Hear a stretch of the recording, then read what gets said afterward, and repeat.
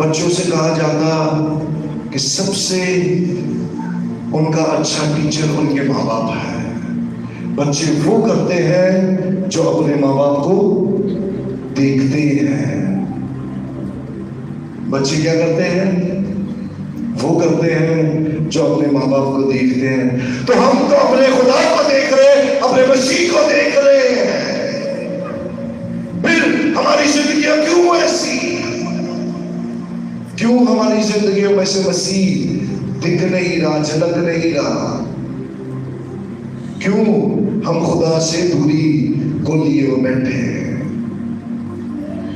اگر ہم نے روح کی نعمتوں سے، ان گفٹس سے لوگوں کی زندگیوں میں اثر انداز ہونا ہے، اس کے لیے اس کا روح ہمارے اندر ہونا بہت ضروری ہے. اور جب اس کا روح ہمارے اندر ہوگا اور جب